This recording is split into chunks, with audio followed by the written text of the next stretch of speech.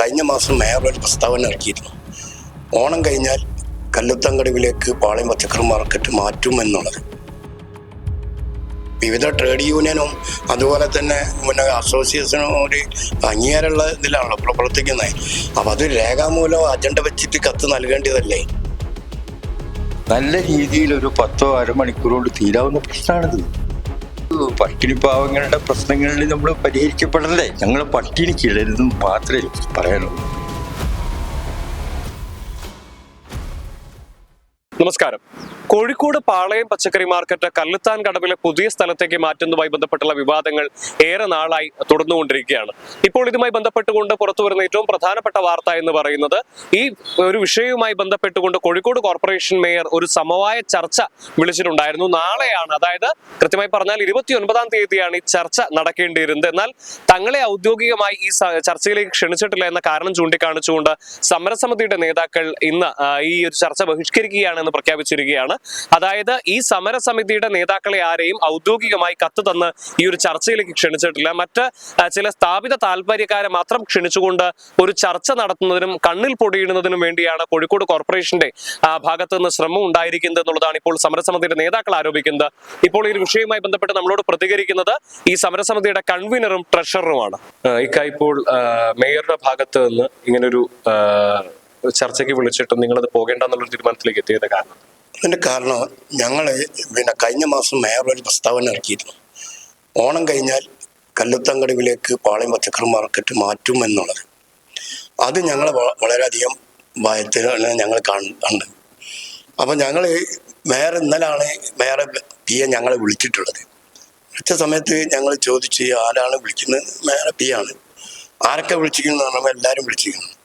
അപ്പം എല്ലാവരും എന്ന് പറയുന്നത് വ്യാപാരി സമിതിൻ്റെ ആളുകളുണ്ട്, 1-2-3 ആൾക്കാരുണ്ട്.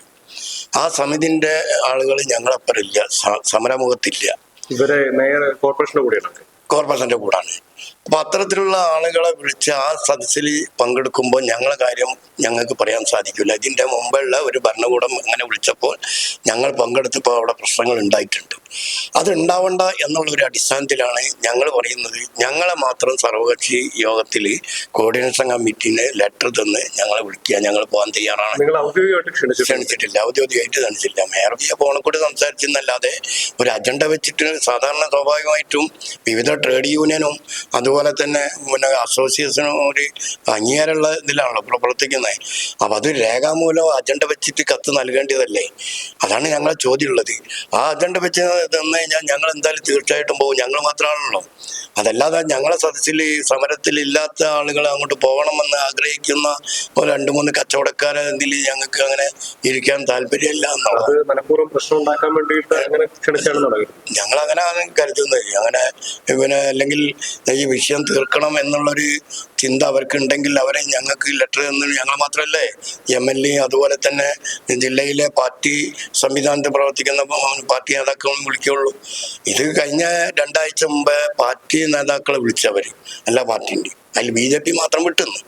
അപ്പം അതിലുണ്ടായ ഒരു മേയർ പറഞ്ഞത്, വ്യാപാരി വെജിറ്റബിൾ മർച്ചൻ്റ് അസോസിയേഷൻ അവിടെ പറഞ്ഞിങ്ങനെ കല്ലുത്താങ്കടവിന് മുകളിലുള്ള നിലയിൽ കച്ചവടം ചെയ്യാൻ സാധിക്കില്ല, താഴത്തെ കച്ചവടം ചെയ്യാൻ സാധിക്കുള്ളൂ. അങ്ങനെ ഒരു വിഷയം ഇവർ പറഞ്ഞിട്ടില്ല. വെജിറ്റബിൾ മർച്ചൻ്റ് അസോസിയേഷൻ ഞങ്ങളപ്പുറം നിൽക്കുന്ന അവർ പറഞ്ഞിട്ടില്ല. അവരാണ് ചെയർമാൻ, അവരങ്ങനെ വാക്ക് പറഞ്ഞിട്ടില്ല. പിന്നെ പറഞ്ഞ് 100 കോടി റുപ്യ മുടക്കിക്കുന്നു. കോഴിക്കോട് കോർപ്പറേഷൻ 5 പൈസ ഒന്നും മുടക്കിയിട്ടില്ല അവിടെ. അത് KMCCയും കമ്പനിയാണ്. അവർക്ക് അതിനുള്ള വേറെന്തെങ്കിലും കച്ചവടം ചെയ്യാനുള്ള ലൈസൻസ് കോർപ്പറേഷൻ കൊടുത്തു കഴിഞ്ഞാൽ അവർക്ക് ആ പൈസ നഷ്ടപ്പെടില്ല, കച്ചവടം ചെയ്യാം. പിന്നെ പറഞ്ഞാൽ കച്ചവടക്കാർ അവിടെ പോകാൻ തയ്യാറായിട്ടുണ്ട്. അങ്ങനെ തയ്യാറായ കച്ചവടക്കാരും ഇല്ല. ഇപ്പം നേരായ രീതിയിലും നടക്കാതെ ചതിപ്രയോഗത്തിലൂടെ അങ്ങോട്ട് കൊണ്ടുപോകാന്നുള്ള ഉദ്ദേശമാണ് അവർക്ക്. അങ്ങനെയാണ് ഞങ്ങൾ സംശയിക്കുന്നത്. പക്ഷെ എന്തായാലും ശരി, ഞങ്ങൾ ഒറ്റക്കെട്ടായി അതിനെ നേരിടാൻ തയ്യാറാണ്. അല്ലെങ്കിൽ എല്ലാ CIT എല്ലാ ട്രേഡ് യൂണിയനും INTUCയും BMSഉം AITCയും ST അടക്കമുള്ള വ്യാപാരി സംഘടനകളൊക്കെ അതിന് ഒറ്റക്കെട്ടായിട്ട് അതിനെ നേരിടാനുള്ള തയ്യാറെടുപ്പിലാണ് ഞങ്ങളുള്ളത്. ഇപ്പൊ ഇത് ഇങ്ങനെ ഒരു കത്ത് തന്ന ഔദ്യോഗികമായിട്ട് നിങ്ങളെ ക്ഷണിക്കാതിരുന്നത് എന്തുകൊണ്ടാണെന്ന് എന്താണെന്ന് അറിയില്ല. അതൊരു വല്ലാത്തൊരു കാഴ്ചപ്പാടാണ്. ഞങ്ങളെ സംബന്ധിച്ചിടത്തോളം 5 ആളുകൾ എന്ന് പറയുകയാണെങ്കിൽ AITC, STU, INTUC, അതുപോലെ തന്നെ മർച്ചന്റ് അസോസിയേഷൻ, BMS, ഇത് 5ഉം എന്താ പറയാ ദേശീയ അടിസ്ഥാനത്തിലുള്ള സംഘടനകളല്ലേ, ഒരു കടലാസ് എന്നല്ലല്ലോ. അപ്പോൾ അത് ഔദ്യോഗികമായിട്ട് വിളിച്ചാൽ നിങ്ങൾക്ക് പങ്കെടുക്കാവുന്നതാണല്ലോ. അതും ആ സമരത്തിലുള്ള ആളുകളുമായിട്ട് ബന്ധപ്പെട്ട് മാത്രം നേരത്തെ ഉണ്ടായത്. ഇപ്പം പറഞ്ഞ പോലെ അതൊക്കെ പറഞ്ഞ പോലെ നേരത്തെ ഞങ്ങൾ ചർച്ചയ്ക്ക് പോയപ്പം ഒക്കെ കൂടി ആകെ യൂണിമസായി വിളിച്ചിട്ട് ഒരു പറയുന്നത് ഏറ്റെടുത്തും കൊണ്ടാണ് അത് പിരിഞ്ഞു പോയത്, ഞങ്ങൾ ഇറങ്ങിപ്പോയതൊക്കെ ഒരുപാട് കാര്യങ്ങളുണ്ടല്ലോ. മനഃപൂർവ്വം ഒരു പ്രശ്നത്തിലേക്ക് മനഃപൂർവ്വം അല്ല, ചില ആളുകളുടെ താല്പര്യമാണ് അതുകൊണ്ടത്. മനഃപൂർവ്വം അങ്ങനെ വരുന്നു എനിക്ക് തോന്നുന്നില്ല. വരണം എന്ന ഇതിൽ തന്നെ നല്ല രീതിയിൽ ഒരു 10 അരമണിക്കൂർ കൊണ്ട് തീരാവുന്ന പ്രശ്നമാണിത്.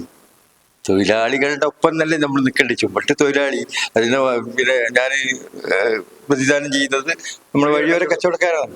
അപ്പൊ അവരെ ഒരു പട്ടിണി പാവങ്ങളുടെ പ്രശ്നങ്ങളിൽ നമ്മൾ പരിഹരിക്കപ്പെടണ്ടേ, അതും കൂടിയാണ് നമ്മളൊരു ചില ആളുകൾക്ക് ഇതൊരു കുഴപ്പമാക്കി അത്ര തന്നെ ഉള്ളൂ. അല്ലാണ്ട് അതിൽ വേറെ ഒന്നുമില്ല. ഞങ്ങളെ പട്ടിണിക്ക് ഇടരുതെന്ന് മാത്രമേ എനിക്ക് പറയാനുള്ളൂ. ഞങ്ങൾ നല്ല നല്ല രീതിയിൽ ഇരുന്ന് പരിഹരിക്കപ്പെടണം.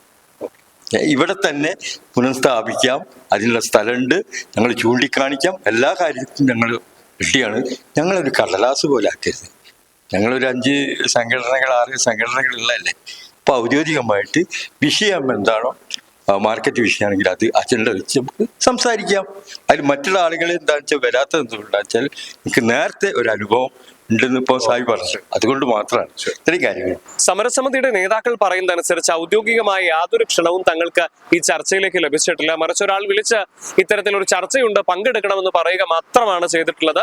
അതുമായി ബന്ധപ്പെട്ട കോർപ്പറേഷന്റെ ഭാഗത്ത് നിന്ന് ഔദ്യോഗികമായ യാതൊരു ക്ഷണവും തങ്ങൾക്ക് ലഭിച്ചിട്ടില്ല എന്നുള്ളതും, അതുപോലെ തന്നെ ഈ ഒരു സമരത്തെ തകർക്കണമെന്ന ലക്ഷ്യത്തോടു കൂടിയുള്ള ചില സ്ഥാപിത താല്പര്യക്കാർ കൂടി ആ ചടങ്ങിലേക്ക് പങ്കെടുക്കുന്നു, ആ ചർച്ചയിലേക്ക് പങ്കെടുക്കുന്നു എന്നുള്ളത് കൊണ്ട് കൂടിയാണ് തങ്ങൾ ഈ ഒരു ചർച്ചയിൽ നിന്ന് വിട്ടുനിൽക്കാൻ വേണ്ടി തീരുമാനിച്ചത്. കാരണം മുൻപ് ഇത്തരത്തിലൊരു ചർച്ച നടന്ന സമയത്ത് അത് വലിയ വാക്കേറ്റത്തിലേക്കും കയ്യാങ്കളിയിലേക്കും ഒക്കെ പോകുന്നതിന് ഈ ചില സ്ഥാപിത താല്പര്യക്കാരുടെ ഇടപെടലുകൾ കാരണമായിട്ടുണ്ടായിരുന്നു. അതുകൊണ്ട് അത്തരക്കാരെ മാറ്റി നിർത്തിക്കൊണ്ട് തങ്ങളെ ക്ഷണിച്ചൊരു ചർച്ച, ഔദ്യോഗികമായി ക്ഷണിച്ചൊരു ചർച്ച നടത്തുകയാണെങ്കിൽ തങ്ങൾ പങ്കെടുക്കാമെന്നുള്ളതാണ് അവർ പറയുന്നത്. അതേസമയം കോർപ്പറേഷന്റെ ഭാഗത്തു നിന്നും മേയറുടെ ഭാഗത്തു നിന്നും തങ്ങളെ നേരായ വഴിക്ക് കല്ലുത്താൻ കടവിലേക്ക് മാറ്റാൻ വേണ്ടി സാധിക്കാത്തതുകൊണ്ടുള്ള ചതിപ്രയോഗമാണ് നടക്കുന്നത് എന്നുള്ള ഒരു ആശങ്ക കൂടി അവർ പങ്കുവെക്കുന്നുണ്ട്. എന്തായാലും ഓണത്തിന് തൊട്ട് മുൻപ് മേയർ നടത്തിയ ഒരു പരാമർശമാണ് അവർ പറയുന്നത്. ഓണത്തിന് തൊട്ട് മുൻപ് ഈ ഓണം കഴിയുന്നതോടുകൂടി കോർപ്പറേഷന്റെ കീഴിലുള്ള പാളയം മാർക്കറ്റ് പൂർണ്ണമായും കല്ലുത്താൻ കടവിലേക്ക് മാറ്റുമെന്ന് മേയർ ഒരു പ്രഖ്യാപനം നടത്തിയിരുന്നു. എന്ത് അടിസ്ഥാനത്തിലാണ് ആ പ്രഖ്യാപനം നടത്തിയത് എന്നുള്ളതടക്കം അവർ ചോദിക്കുന്നുണ്ട്.